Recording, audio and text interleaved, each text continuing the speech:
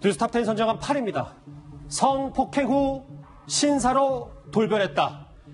이병철, 정주영 회장 등 1세대 창업주들보다 30년 늦게 창업해서 10대 그룹을 이끈 유일한 2세대 창업주 김준기 전 DB그룹 회장이 가사도우미 성폭행 혐의로 수사를 받고 있습니다. 먼저 피해자의 주장부터 들어보겠습니다. 비디오 같은 거, 뭐 포르노 같은 거 갖고 와가지고 뭐 보더라고요. 비디오 내용 막 이런 것도 자기가 왜 그걸 왜 보는지 뭐 그런 이야기도 해요. 그날도 이제 저녁에 그걸 봤어요. 보고 이제 저는 이제 저녁 준비를 하고 있었고. 예. 그랬는데 자꾸 이제 와보라 그러더라고요, 저보고. 또 비디오를 봤는지 눈이 벌겋고 막 일어나는 중에 서박 안 치고. 실시간 검색어에도 이름을 올린 김준기 전 회장 얘기를 본격적으로 해볼게요. 허만섭 부장. 그런데 가사도우미의 주장에 따르면 유부녀들은 성폭행을 원한다. 이런 말도 안 되는 말을 했더라고요. 예, 정말 말도 안 되는 말인데요. 2016년 1년 동안 남양주 별장에서 가사도우미가 근무를 했는데, 김준기 회장으로부터 한 두어 번 가량 성폭행을 당하고 나서 이래서는 도저히 안 되겠다 싶어서 그때부터 이제 이 증거를 갖다 이렇게 수집을 했다고 합니다. 그리고 최근에 김준기 회장이 또 다른 성추행 혐의로 이제 고소를 당한 것을 이제 접하고 나서 본인도 용기를 내서 이렇게 이제 고발을 하게 됐다고 하고요. 그리고 이제 가사도우미의 그 아들이 이제 청와대에 김준기 회장을 처벌해달라는 지금 청원을 하면서 이 사건이 지금 굉장히 커지고 있는 그런 상황입니다. 그렇군요. 김준기 전 회장과 가사도우미의 당시 상황을 담은 녹취가 있습니다. 같이 한번 들어보시죠. 안 늙었지? 아이가 안 늙었지? 아니, 좀 하지 말자고. 나이 먹고 저 부드럽게 굴 줄 알아야지. 가만히 있어.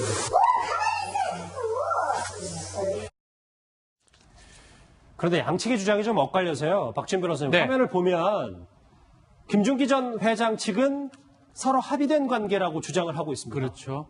합의된 성관계나 합의된 어떤 추행 뭐 이런 부분이면 처벌받지가 않습니다. 합의금을 줬는데 추가로 거액을 요구하는 상황이라고 주장을 하고 있는데 반대로요. 피해자로 보이는 가사도우미 이분은 음란물을 시청한 후에 성폭행, 성추행을 했다. 그리고 금액을 받은 건 사실이다. 해고당하면서 생활비 일부 2,200만 원을 받은 건 사실이지만 범죄가 되기 때문에 처벌을 원한다. 이렇게 주장을 하고 있습니다.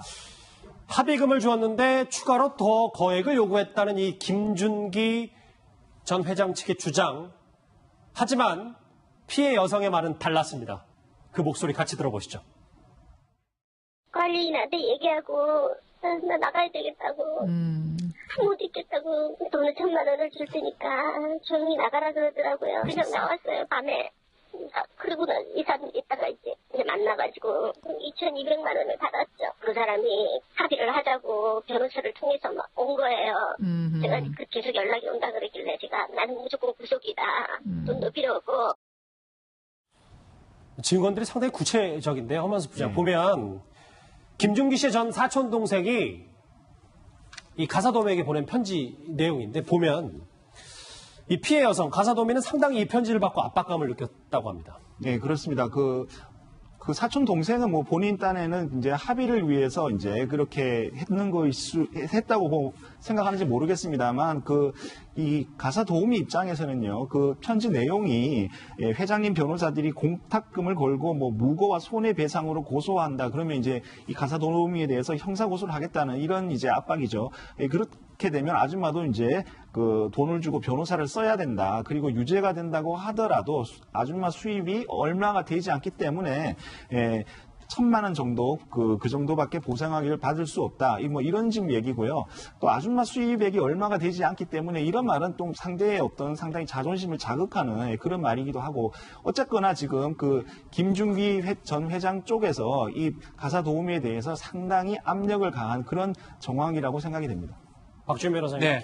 김준기 전 회장 관련 이 의혹은 사실 더 하나 있었잖아요, 과거에. 그렇죠. 이것뿐만 아닙니다. 사실은 DB 회장직에 물러나게 된 결정적 계기가 됐던 비서 성추행, 성추행입니다. 성추행 사건이 있었는데 2017년도에 있었고요.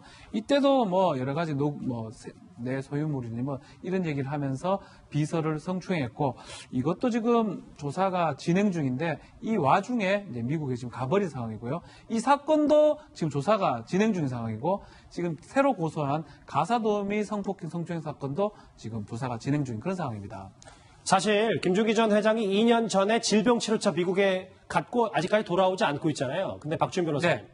경찰이 보니까 범죄인 인도를 청구하겠다고 밝혔어요. 이게 더 강한 조치입니까? 그렇죠. 지금 기소 중지 상태입니다. 검찰에서 기소를 하고 싶은데 이 피의자가 나타나지 않기 때문에 조사를 더 이상 하지 못하고 기소가 중지된 그런 상황인데, 두 건 모두 지금 기소 중지된 사건인데 지금 여권은 무효화돼 있고 지금 불법 체류자 상태입니다. 이런 상태에서 검찰 또 경찰 입장에서는 결국은 범죄인 인도를 좀 청구를 해가지고, 만약에 다시 통보에 안 온다면 인도 청구를 해서 그 다음에 기소를 하겠다, 이런 입장을 밝히고 있습니다. 그렇군요. 그러면 곧바로 돌아올 수 있는 겁니까? 한 번 더 청구를 할 거예요. 뭐 범죄인 인도 청구를 할 거니까 그거 하기 전에 아마 통지가 지금 되는 걸로 알고 있고, 자기 신병 치료 때문에 지금 가 있기 때문에 검찰에서 언제까지 한국에 돌아라 이 얘기를 할 건데, 그거 해도 안 온다면 그때는 범죄인 인도 청구 어떤 적색 인터폴 이걸로 갈 것으로 보입니다.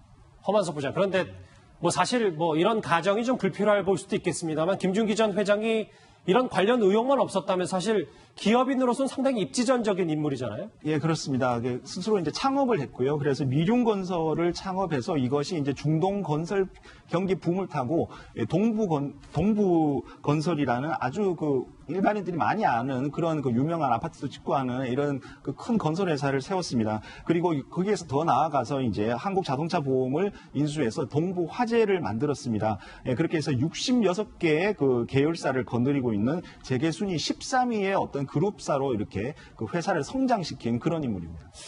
자, 그런데 뭐 가사도우미 증언에 따르면 성폭행 뒤에는 신사로 돌변했고 또 다시 한번 성추행이 있었다, 이런 주장. 김준기 전 회장이 또 돌아오면 여러 가지 얘기들이 쏟아질 것 같습니다.